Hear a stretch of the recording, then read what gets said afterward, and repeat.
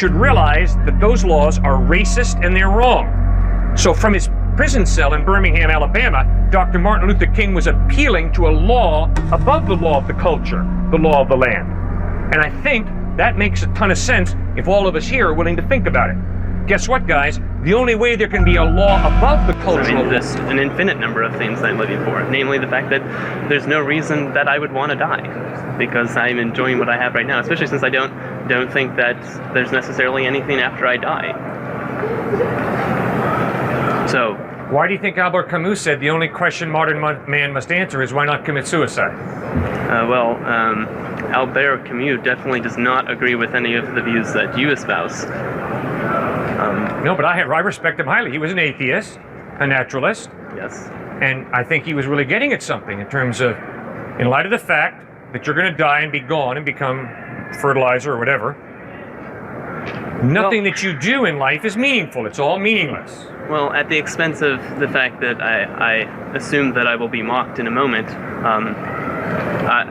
the reason that I would not commit suicide is because there's determinism in the world, and that what has happened causes what will happen. So everything's a necessary linkage of cause and effect, if you will.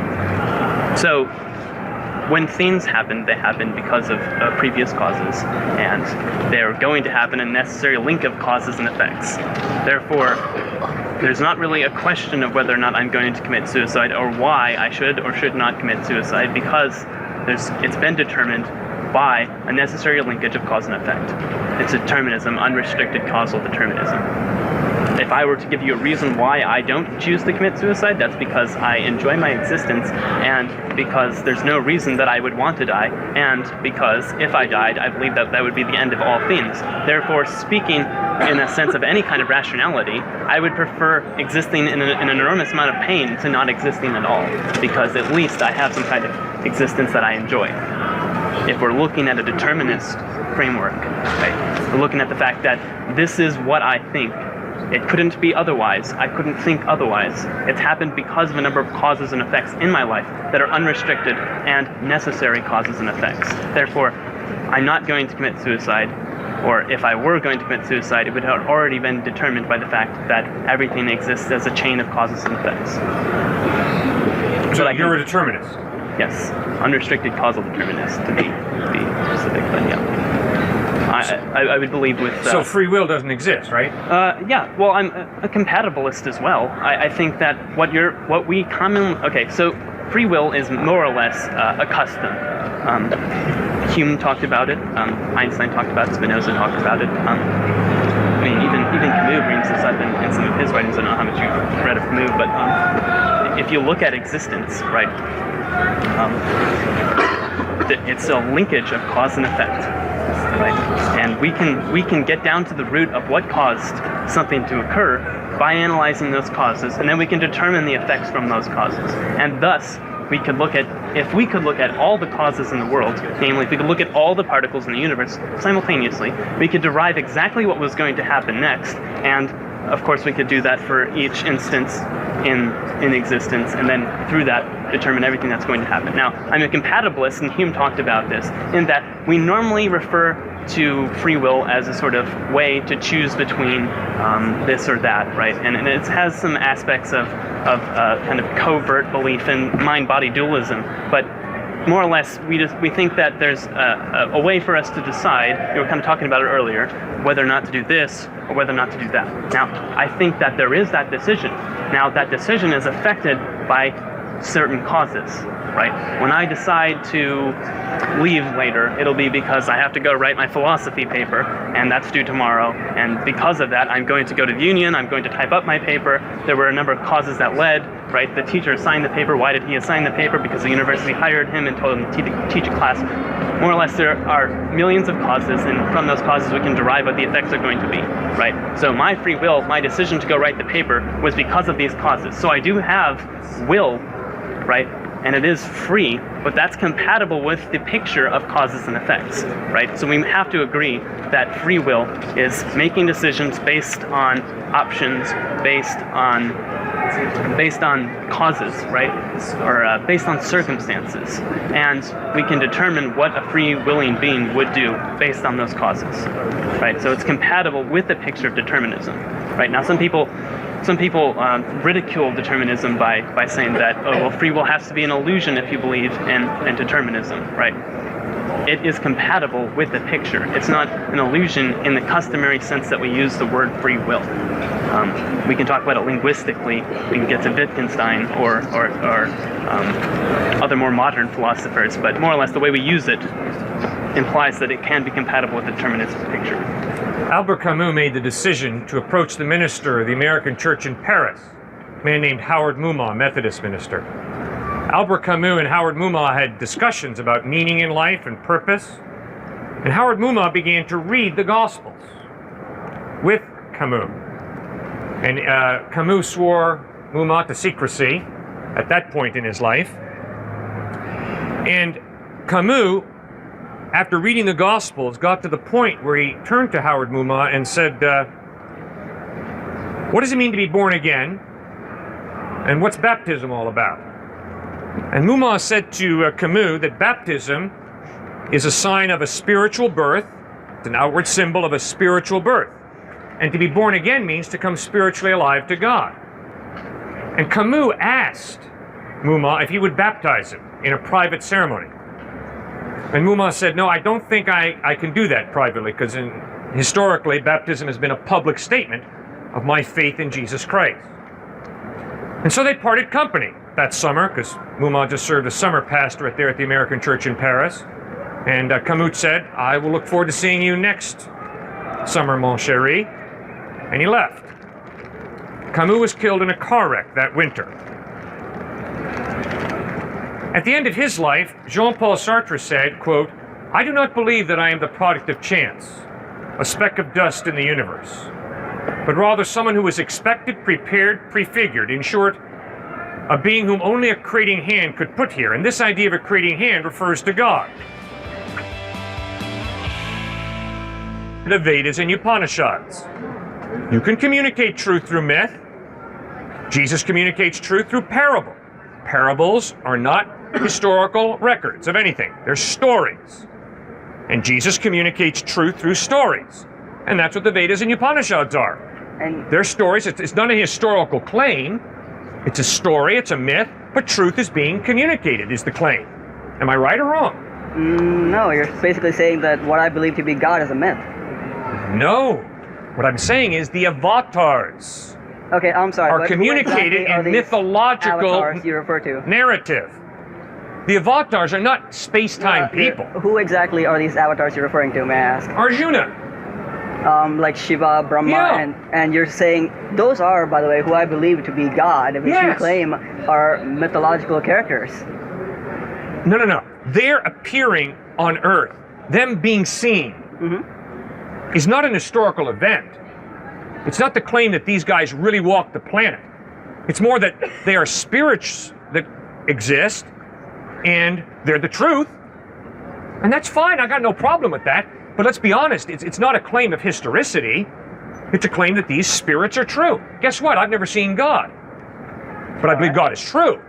But I would never say to you, God the Father walked on earth. No, God the Father walking on earth never occurred. It's not an historical event.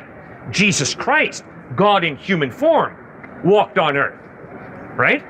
Okay, so the avatars of Hinduism are not historical people who are born in a town, live, and then we have the historical record of them. They're mythological figures, but the point is, truth is being communicated through myth.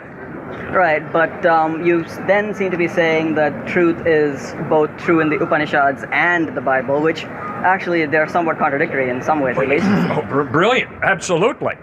So now, we have a truth claim in the Vedas and Upanishads. Right. We have a truth claim in the Gospels. And obviously those two truth claims contradict each other. Well, actually they're mostly similar, but in key details they do differ, yes? Oh, come on. Well, all religions in the world promote good life. I mean, if I follow Yes. any religion in the world, the society would be fine. We just suck because we don't. All right. But obviously, Jesus is saying there are not many gods. Jesus stuck to the monotheism of Judaism. There's one God. He repeated the Shema of Israel. Hear, O Israel, the Lord our God is one. Now, obviously, that's not what Hinduism teaches. Right. So how do you, decide which one is more true? Well, that's what you got to do. You got to study the Vedas and Upanishads, and you got to ask, okay, is there evidence that supports the truth claims? And then you got to read the Gospels and ask yourself, is there evidence to support the truth claims of Christ? And what is the evidence that supports the truth claims of Christ? His sinless life, his incredible ethical teachings, his death on a cross, loving and forgiving his enemies, and his resurrection from the dead. Those 4 points. All right, but then that is equivalent to saying over the history of time, people who lived the way the Upanishads teach would cause just as good, good being and good life. How is it that, and secondly, why do you say that he was completely sinless? What exactly is sin? Why are you saying, you claiming that he is sinless is like saying that I have my own idea of sin and he's adhering to it, therefore it's your own idea and not actually Jesus's. Fascinating point. No, sin is not something that I make up. Sin, justice, goodness flow from the character of God. And according to both the Torah and the New Testament, the goodness of God is revealed in the commandments: do not murder, love, do not lie, speak the truth, do not covet, celebrate with another person all the talents they have, do not be jealous or envious, build other people up. So sin is saying, God, your definition is wrong, my definition is right. Isn't that a circular argument, though? Like saying, I know that Jesus was sinless because God said so, and what God says is sinless, therefore there's no basis for what is and is not sinless, except for your own decision. No, the reason I answered you was because you said, Cliff, you're just making it up. No, I'm not making it up. You read the Old Testament, the 10 Commandments, the Decalogue in Exodus 20. Can I interrupt you for a second? You're saying you knew what sin is and is not based on Jesus' word, but you claim that Jesus lived a sinless life before you even had, and while he's living his life, you had no real idea of what sin is or is not. So how do you know that he lived a sinless life before he even told you? And if it's after he told you, then he can just suit it to whatever he did, and therefore he would be sinless. Jesus was a Jew. Right. And as a Jew, he believed that the 10 Commandments were from God, from his Father. And he lived up to those 10 Commandments perfectly. All right. That was his definition of sinless. All right. And if I, for example, believed in something else, say, I don't know, like 5 commandments that I come up with out of top, or some other person comes up with, and I strongly believe that is the truth, and I perfectly adhere to it to my entire life, I can claim that I have been sinless, and so can other people who, use that same argument. Just because he was Jew and he followed through what he believed does not make him sinless any more than me following through what I believe would make me sinless. Right.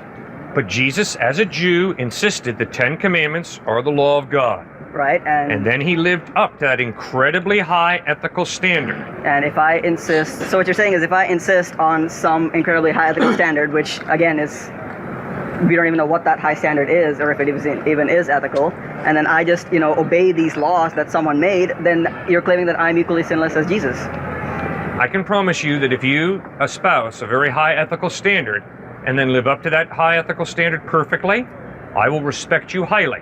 That's why I respect Gandhi as much as I do. Because Gandhi lived up to a very high ethical standard very, very well, didn't he? But then... That's why I respect Gandhi.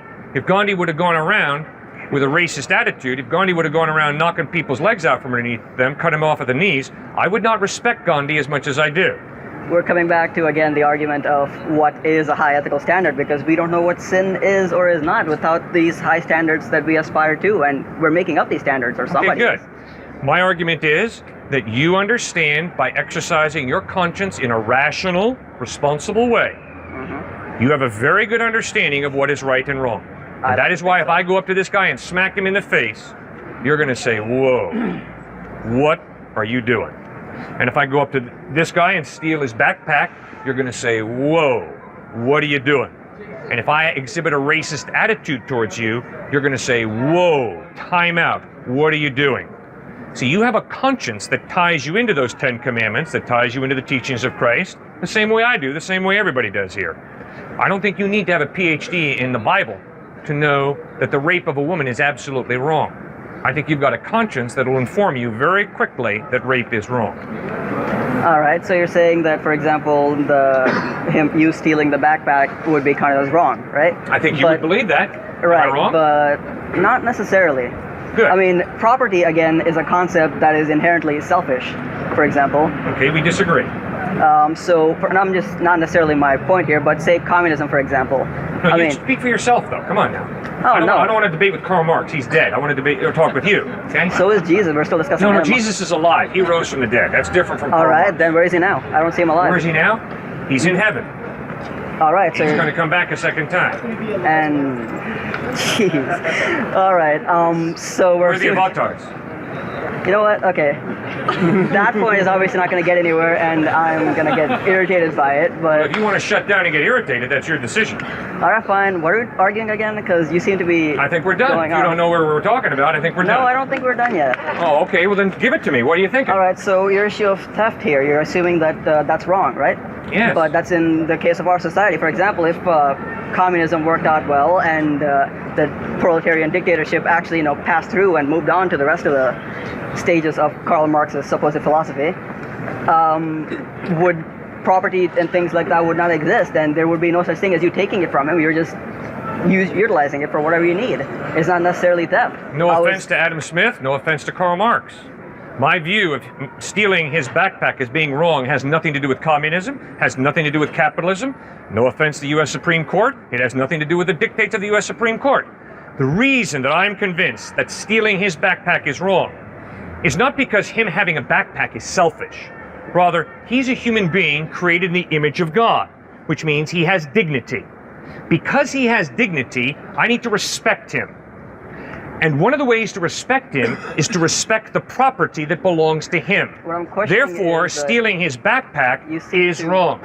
You seem to be believing that property is an inherent right to people, that people have a right to property, then that property is something that belongs to me. Why can't you say that everything belongs as a society to someone? And everything belongs to society? Everything belongs to a group of people. For example, a family, you can own stuff, and it's not really theft if people utilize it. I'm saying this idea of theft is not necessarily wrong, because the idea of theft would not necessarily exist in a different society. Okay, so a good point. So what are you saying? So is this what you're saying? Right and wrong are determined by culture, by society. In a sense, yes. Okay, then I'm going to give you an illustration.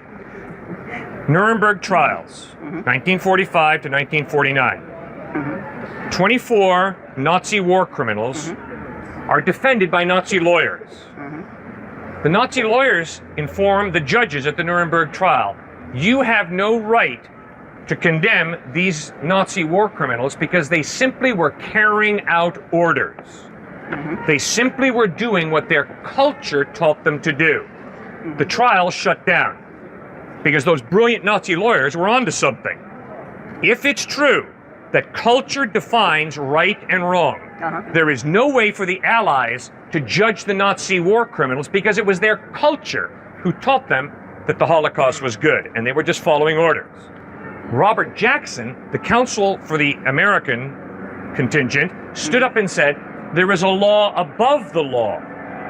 And because of the law above the law, we can judge these Nazi war criminals as doing something wrong. And the trial continued, and those 24 Nazi war criminals were judged as having done something wrong. Right. Does that make sense to you? Yeah, that makes sense, except that I disagree that just because someone else culturally believes that what they think is right does not necessarily entitle them to do whatever it is they want, in the sense that, for example, I have my beliefs, and as a society, the United States has a set of beliefs, and if they're not willing to carry out these beliefs because other culture, for example, the Nazis killing the Jews, is still deemed wrong in our culture, and as such, we punish them based on what our beliefs are of right and wrong, not what their beliefs are, because if we always assume that what they think is right, then we won't be able to get anywhere. But as a society, we agreed that killing the Jews is wrong, and as such, we punish them. But Robert Jackson's whole argument was there is a law above a nation's law. There is a law above a cultural law. And that law obviously rests in the existence of God. Because the only way there can be a law above a cultural law is if there is some type of mind prior to the human mind that creates and defines right and wrong. And I'm saying that that natural above law is unnecessary. And I don't see why it's necessary to judge these people. They, in your belief, okay, the people who are punishing are the ones who have been put into authority by society, and society as a whole decided that that is wrong, and as such we decide to judge them based on what we decided is right or wrong. And how does that necessitate a higher law? My experience is that people can follow their conscience instead of following their culture. And we have the utmost respect for people who follow their conscience, which ties them into a law above the law, and they critique their culture. And we have the utmost respect for those people, don't we? Our laws and, or even though I guess you can say culture, but our Constitution, for example, was an intellectual effort, not some kind of just saying, I'm going to appeal to this natural law concept. It's intellectual effort to say, this is what I believe, using my own conscience, is right, and I'm going to write it down on paper and make this the supreme law of the land. And that is what we decide to follow, consciously, not based on culture. You don't think the U.S. Constitution was based on natural law and divine law? That's what they claim, technically, Yeah, but does not mean that it's not a conscious effort. Oh, is it definitely a conscious effort? Absolutely. So what was your response to the reason for not your argument for the natural law existing? I said that it doesn't need to be there, and you seem to be thinking that it does. I think every one of us here understands from the illustration that I gave from Nuremberg that indeed there is a law above the cultural law. If my culture says that black people are 3/5 the value of white people, I can follow my conscience and I can follow my reason and figure out that no, that's an unjust law. That was Dr. Martin Luther King's argument in his letter from a Birmingham jail in Alabama. He wrote to the white Christian ministers in Birmingham, Alabama, and he said, guess what, fellas? The law of the land that you are commanding me to follow, that black boys sit at the back of the bus, that black folk have to drink from different water fountains, well, guess what? The law of God is above the law of the land, the law of this culture. And you guys as Christian ministers, even though you're white, should realize that those laws are racist and they're wrong. So from his prison cell in Birmingham, Alabama, Dr. Martin Luther King was appealing to a law above the law of the culture, the law of the land. And I think that makes a ton of sense if all of us here are willing to think about it. Guess what, guys? The only way there can be a law above the cultural law is if there is some type of God who creates and defines that value of justice that that law expresses. So what you're saying is that by using my conscience, I'm somehow going to arrive at this natural law? Correct. And how is that different from saying that is simply my reason dictating what I decided to be just and not necessarily written by God? Well, you can do that, but I don't think you can live it out. Because if you're going to live out what you say you believe, you're going to have to acknowledge that if I steal his backpack or if I make a racial slur against you, that's not wrong in any absolute sense. Maybe it's wrong from your perspective, but obviously from my perspective, it's right. So your moral relativism crosses you out of the picture when it comes to making an objective moral decision. Because Right. everything's relative. I would agree that what you did is wrong, and I would agree that if from your perspective, what you did might be entirely right. But that's not going to stop me from punishing you because that is what I believe is right, and I'm going to fight for my beliefs. But if it's relative, why are you going to fight for your beliefs? Because that is what my belief is. Yeah, but it's relative. It's not real. Okay, relativity. Why would you fight for something that's not real? Why would you claim that just because it's relative, it's not real? Because that's the definition. The definition of relative is it's not real, it's simply a personal prejudice, Not ethic. true. Relativity means that what can be true for me can be equally true for you. It's not true. Yes, it It is not true. Have you taken a modern physics class recently, by the way? Just wondering. You cannot say that it's not true if you believe that it's relative. In the area of ethics and morals, if you're going to say it's relative, then you can't say it's really true or really false. You have to say, from my perspective, it's true or false, but my perspective is just my own personal prejudice and bias, my own cultural prejudice. You cannot say, if you're a relativist, it's really evil that a young child be abused. You can't say that. I'm saying And be that consistent. that's not entirely true. I have formulated, using my own thoughts, a belief system that I believe will lead to justice and whatnot, and I will follow said belief, regardless of what your perspective is. Yeah. And your perspective, if you believe what you say is, it's all relative. Justice is totally relative. Well, if justice is totally relative, why on earth are you going to enforce your definition of justice upon other people who disagree with you? Because from my perspective, you are unjust. Yeah, but if you believe that's relative, that justice is relative, Where do you get off being so arrogant as to enforce your definition of justice on me? Because I am confident in my belief that what I believe is to be the correct belief. You're a confident, arrogant twit then. Yes, I am arrogant. Everything you do is based on arrogance. If you No, it think is you can not. do anything- Absolutely not. All right. If you are convinced that God created this man with dignity and value, then sorry, you but have a what basis is- for understanding that to murder him, to steal from him, is absolutely wrong. It has nothing to do with me. It has nothing to do with my opinion. It has nothing to do with my culture or my cultural superiority. Nothing, nothing, nothing. It is totally wrapped up in the fact that he has innate value, he has innate dignity, and therefore I am responsible to respect him, not to denigrate him. Go ahead and define dignity for me. If you're a relativist, why are you wasting your time talking to me? And by reason, I can argue and convince the other person to share my perspective. Fine. But if they don't choose to share your perspective, they're not wrong, you're not right, because it's all relative. They think they're not wrong. I think they're wrong. Yeah, but you are enlightened enough to acknowledge that everything is relative. So because you're so intelligent that you realize that everything is relative, you understand that ultimately nobody's right and nobody's wrong. It's all relative. The collective, someone gave me some advice once. There's actually a proverb that says, if you meet the Buddha along the road, kill him. And I mean, to me, that seems to what you're doing here, selling hope. And so, I mean, I think that it is our duty to, question all those supposed proofs and everything. The guy who's trying to sell you the path to enlightenment and truth is the guy you should be most wary of.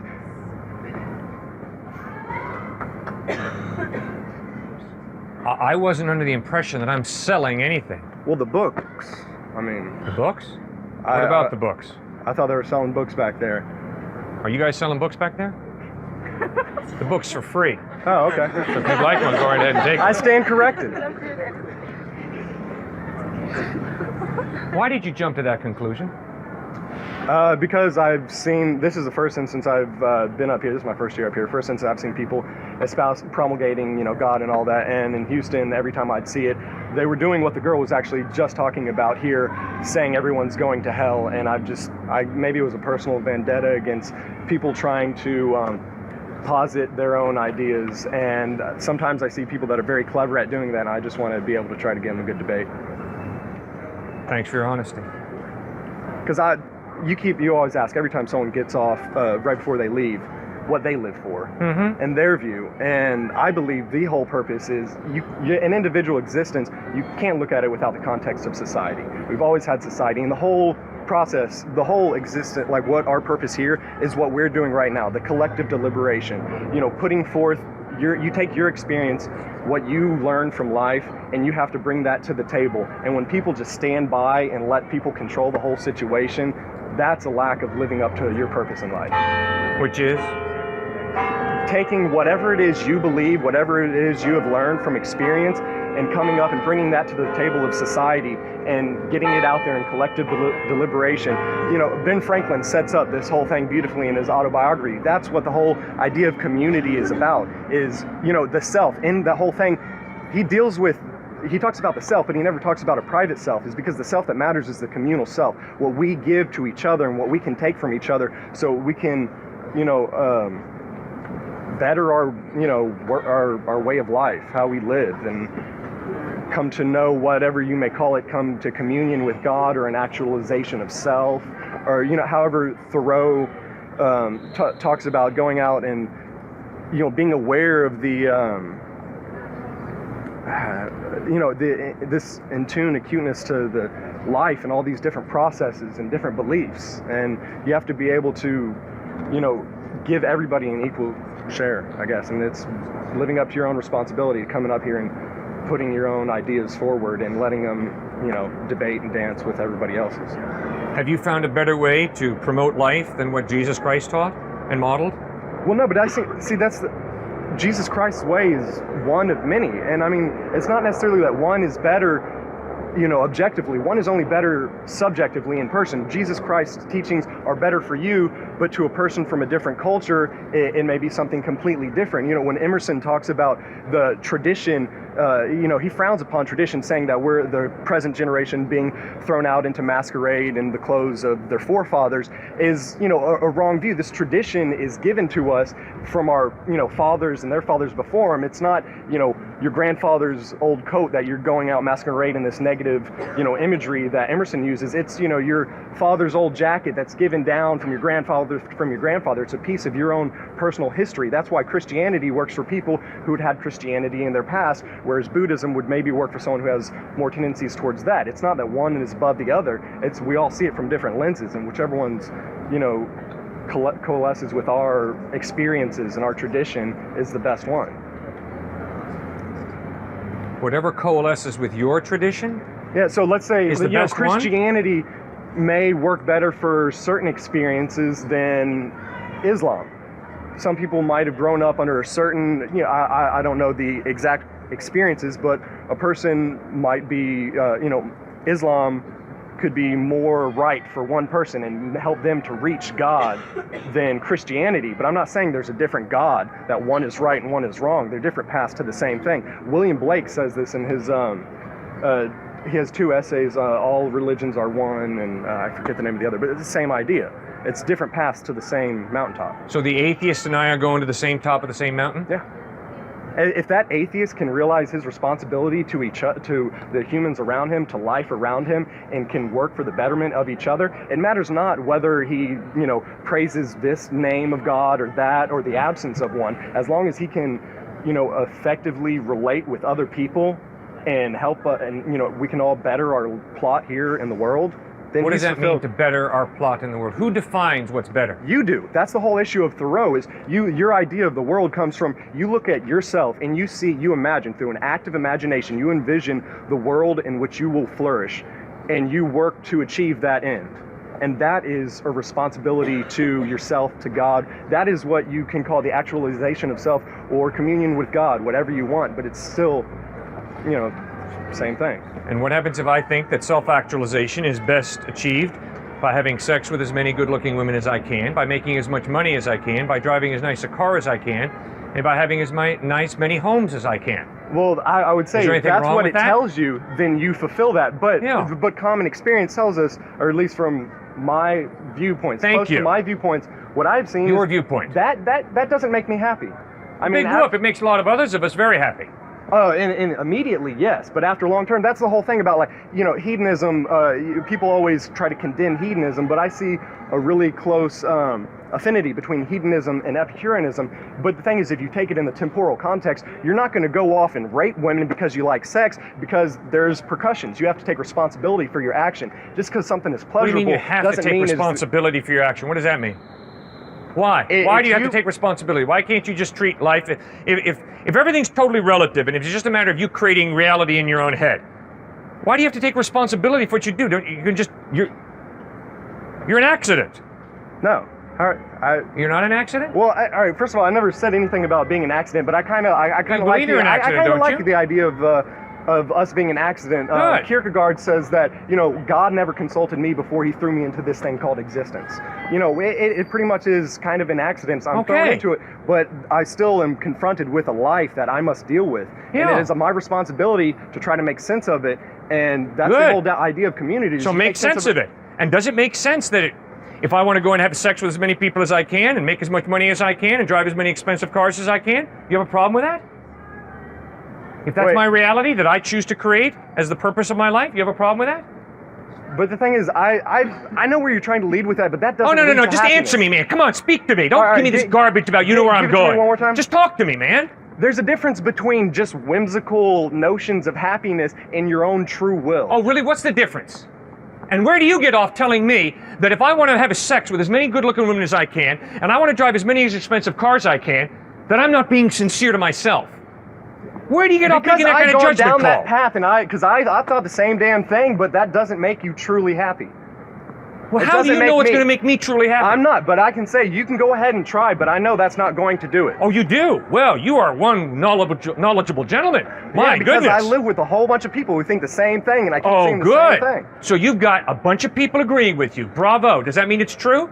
No. Agreeing with what you're saying, that they still think that the road to happiness is going out there and a bunch of women and doing drugs and buying big fancy cars, and they keep ending up unhappy, pissed off about something else or other. So you can say that's what you really want in life, but no, that's not what you really want in life. What do I really want in life? I don't know, but just... Well, then what do you mean you know that it's not what I really want then? Because everybody is just going to say, well, pleasure makes me happy, so anything that gives... That's the simple argument. You're trying to take the simple argument. There is a pleasure beyond just the immediate, oh, right now I'm going to this girl and I'm going to be happy forever because I had a pleasurable experience. Even though there are other emotions that may be involved, you might get hurt about something. But you're saying, no, sex makes me happy, so I can go all these women, and that's... No, that's... According to your worldview, you have no basis to tell me that if I think gassing Jews is the right way for me to experience happiness and to help my culture, my country get better, you have no basis that I've heard yet of telling me, no, that's wrong, that's not right. The basis I'm using is the whole fact of what I've been arguing is this collective deliberation is a history of things. We have been taught by history that those are wrong things. You keep using examples, gassing Jews. We know through history, we all saw the acts of Hitler. Everybody agrees that that is not a good thing. You gotta be kidding me. You honestly think everybody agrees that racism and Aryan supremacy is wrong? You honestly believe that? Okay, no. Good. Thank you. Have a good afternoon, man. I just wanted to get your perspective really on maybe the role of shame in the Christian church and if it's used in ways that are maybe counterproductive to what Jesus was actually saying. Sin being just this name for something that we constantly want to rid ourselves of because we want to live and not die, kind of thing. I just wanted to get your opinion on just the concept of sin and how it's used in the Christian church and how it sets someone like me away from the church. And I think it's kind of an issue for me, and especially when you hear those guys on the with the big megaphones telling people and shaming people, saying, you're going to hell, you're going to hell, you're going to hell. What do you think about all of that? If I could murder this woman, bathe my hands in her blood, and feel no guilt, I think that would be really sad, tragic, wrong. So I, for one, am very grateful that God has given us consciences, or just that we have consciences, and we've got out of it at this point, that we have consciences that inform us that murdering people and bathing our hands in their blood is really wrong. I would hate to live in a society where people didn't have a conscience. Absolutely. Get me out of that, right? That makes a lot of sense. And I think that, those things, guilt, shame, conscience, all of that has a place in life.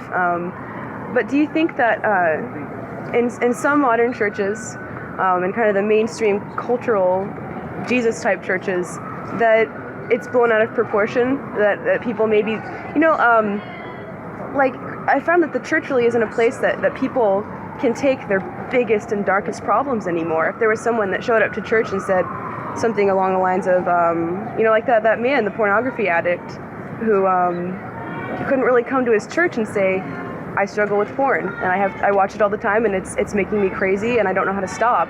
And that was something that just became this internal struggle because he was in so much shame about it and didn't really think that the church would understand, And I think that's just kind of sad to me. Well, the reason I appreciate what you're saying is because I am a minister of a church, one of the pastors of the church in Connecticut. And one of the ways I define the church is Christ's hospital, where broken people like me come for healing. Eugene O'Neill wrote, we're all born broken. Life is about healing. The grace of God is the glue. That's what I need, because I'm born broken. I have a problem with wrongdoing. I do not follow the golden rule perfectly. At times I do follow it, and other times I don't follow it. And I am convinced that it would be wise for me to try and follow it better. And if there is a God in heaven who wants to help me, it would be very wise for me to ask for his help. Now, what Jesus Christ revealed is that there is a God who wants to help me in my brokenness, to give me grace, his love, his power, his guidance, his strength, his wisdom, to grow and to change. So the church is Christ's hospital, where broken people like me come to Christ for healing. Now, as a follower of Christ, do I experience guilt still? Absolutely yes. And I'm glad I do, because I still mishandle people, am rude to people at times, and that's wrong of me. And I experience guilt, but what do I do with that guilt? I don't rationalize it away, and I don't allow it to just pound me into the ground. Oh, you're a loser, you're a loser, you're a loser. Instead, I turn to Jesus Christ, and he promises to forgive me. And so I accept that promise, rejoice in that forgiveness, and then by his grace, with his help, seek to change and become more Christ-like. Obviously, that's going to be a lifelong process for me, because I got plenty of bad habits that are deeply ingrained. You see, I'm not like this guy. I am not a guy who just always follows the golden rule. I'm a guy who struggles with superiority feelings at times. I struggle, you know what I really struggle with? I really struggle with feeling really stung by certain people when they make certain comments to me. And the fact that I feel so deeply stung by their comments shows that there's way too much of my ego hanging around. And that far too much of my self-image is based on what other people think of me. And what Christ calls me to is to base my self-image and my worth on his love for me and the fact that he created me for a purpose, not whether people think I'm great or think I'm a loser. So there are so many examples of how I stray from Christ and stray from what is good. And what sin is it's very destructive. And I've watched that destructiveness take place in my own life, and I've watched it take place in the lives of my family, those who I love most. And so I hate sin. But I'm so grateful that God is gracious and forgives and is in the business of healing broken lives like mine. Yeah, I really appreciate you saying that, because I think that sometimes the role of the church is misinterpreted as this collective group that just keeps eyes on everybody else, which, you know, I think it turns into this legalistic, who can be the best Christian game show type of thing. Right. And I definitely got caught up in that. When I was in the Christian church, I was very legalistic, and because I was, you know, didn't do anything wrong ever. But I think that Christian churches sometimes just maybe don't get it, that this is a lifelong process, that there's so much emphasis on the conversion experience as being this end-all be-all, now I'm clean kind of thing, and that you'll never struggle again. And I found that way of thinking just doesn't work. You know, that it's you know, even for me as a non-Christian, you know, I would consider myself an agnostic, you know, but I do have to constantly reach out to something bigger than myself, because I'm stuck. You know, you can't physically move yourself from somewhere. Like, you know, there's just these behaviors that I keep doing, you know, like procrastination for one. I can't stop for the life of me procrastinating.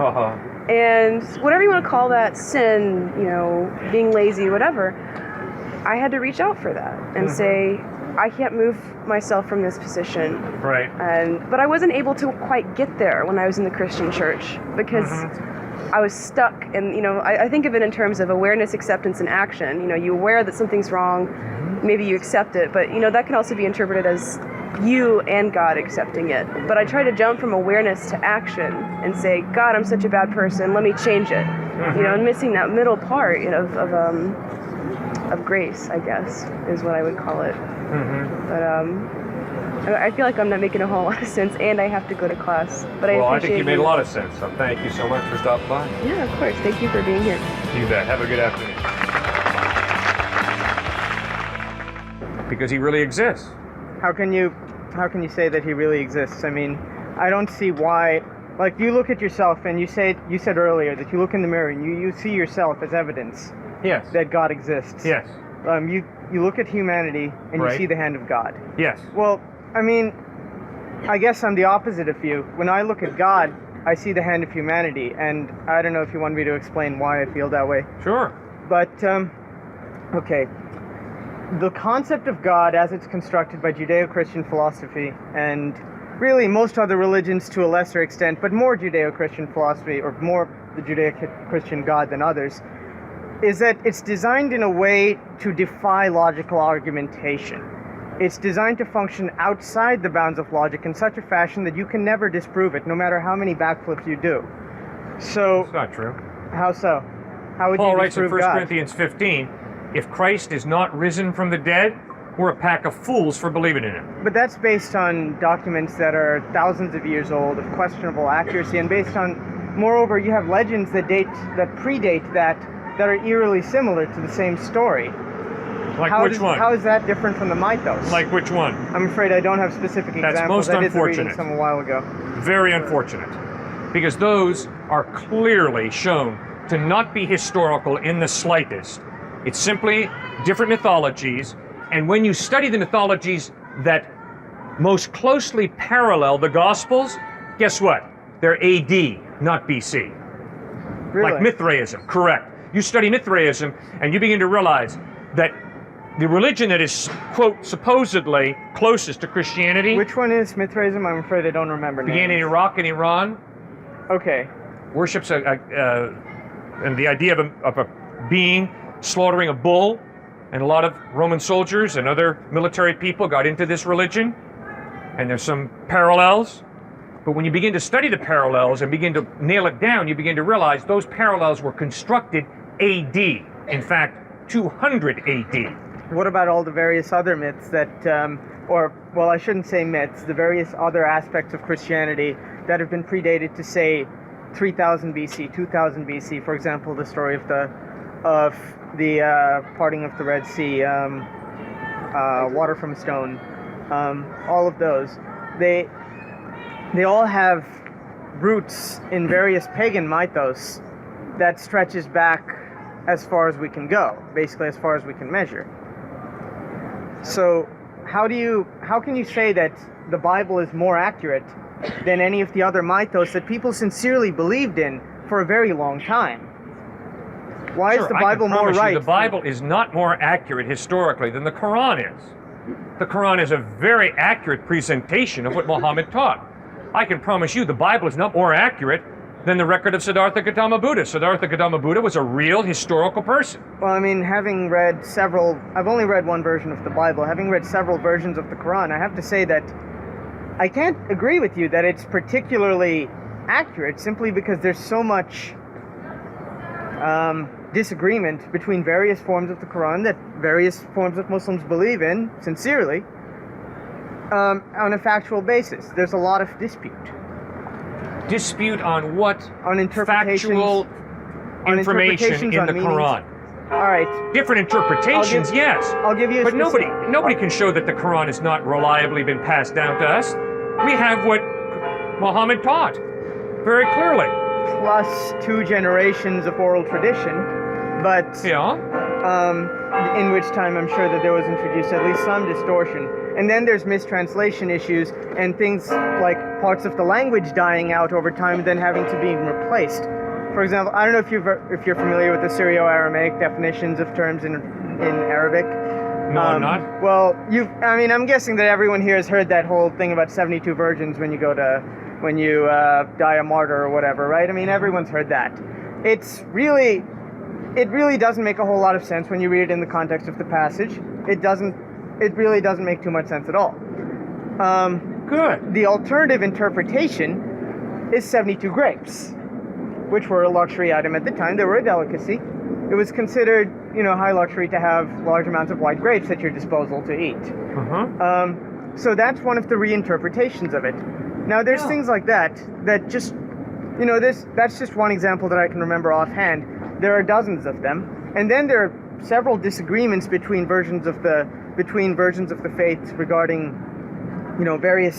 various roots of traditions and But such. that doesn't change the Quran. That's interpretations that conflict. And The that's agreed stories on. do change a little bit.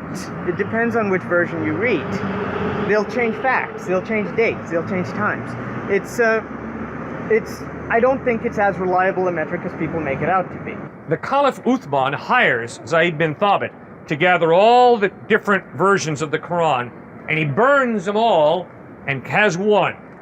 There's a tremendous consistency with that one Quran, and there has been for the past 1,500 years. But what you just said implies that there were other versions flying around. Yes, we know that. Even within Uthman was within 2 generations, I'd say that's within 60 years Yeah. of the Prophet dying. That's correct? Yeah, uh-huh. No, I'd say 40. He was alive at the time. Right. So within 40 years, you had dozens of different versions of the Quran flying around to the point that you had to burn them. Uh-huh. So now why should we believe that even if we assume that there's only one left, right? Let's just assume that they're consistent. Why should we believe that it's not been warped over time? Especially since we don't really have a physical copy that's older than, 1300 AD, something like that, Mhm. which is a full 600 years after. Good question. And I hope that critical scholarship will continue to question the reliability of the Quran. I think that's a very good point. So then, by that logic, why should we not continue to question the reliability of the Bible and the Torah and all the other various books that are flying around? And why do we view them as, why would you consider yourself safe viewing them as an immutable, indubitable document? I'm not asking you to accept them as an immutable document, or infallible, or inerrant, or anything. Do you? I'm simply asking you to accept the Gospels as historically reliable texts. But that's what you're asking me to do then. You're asking me not to doubt the accuracy of it. No, I'm asking you to take a hard look at the evidence that points to the historicity, the historical reliability of the Gospels. And for myself, I have used 4 tests to determine historicity of any document. I would encourage you to come up with your own tests that you use to determine historical reliability. Apply them to the Gospels. What are your 4 tests, if you don't mind my asking? Internal consistency, literary style, archaeological evidence, and manuscript evidence. Could you explain literary style? You bet. Once upon a time in the land of Nod, Wynken, Blynken, and Odd took a boat ride. That's fairy tale. At this time, in this place, with these people around, Jesus said this, he did that. It reads like the New York Times. It's eyewitness reportage. Luke chapter 4 used to put me sound asleep until I began to be concerned about this very issue of historical reliability. Luke chapter 3, excuse me. Forgot my good sleeping medicine here. In the 15th year of the reign of Tiberius Caesar, when Pontius Pilate was governor of Judea, Herod tetrarch of Galilee, his brother Philip tetrarch of Iturea and Trachonitis, and Lysanias tetrarch of Abilene, during the high priesthood of Annas and Caiaphas, the word of God came to John, son of Zechariah, in the desert. Now, to be honest with you, I could care less about who was tetrarch and all the others. And yet, when you take what Luke writes there in Luke chapter 3 and compare it to the Roman record, what becomes apparent is the guy was a meticulous historian. He had his details right. Okay, if you were to take off the word of God came to X Yes. and replace it with whatever else, would you still be inclined to believe it simply because the historical record was consistent? By that I mean specifically the time frame, the names given of the Roman tetrarchs and such. Would you be inclined to believe it? Well, when after comparing it to the Roman records and seeing that they were right in line, I would say yes, the text is accurate. Well, what if he said the word of God came to somebody else instead of John? You know? Would you believe that? Well, I would Let's read say the it whole came to somebody document. named Chris. I would read the whole document, and if it is internally consistent, and if the literary style is historical narrative, and if the archaeological evidence is reliable, and if the manuscript evidence is solid, I'd accept it as historically reliable. Would you at least agree that that could have been written by anybody with an encyclopedia at the time? No, because historical fiction was not a literary style used at that point in time, and so that literary style of historical narrative clearly pointed to a claim by the author that this is factual history. You mean to say that nothing was ever made up at that time in the style of historical fiction, in the style of historical Narrative? Correct. Historical fiction as a literary style was not invented till hundreds of years after that. I'm not talking about fiction, pardon me. I'm not talking about fiction. I'm talking about misrepresentation for other ends. Historical narrative was not used to communicate fiction. One of my Philip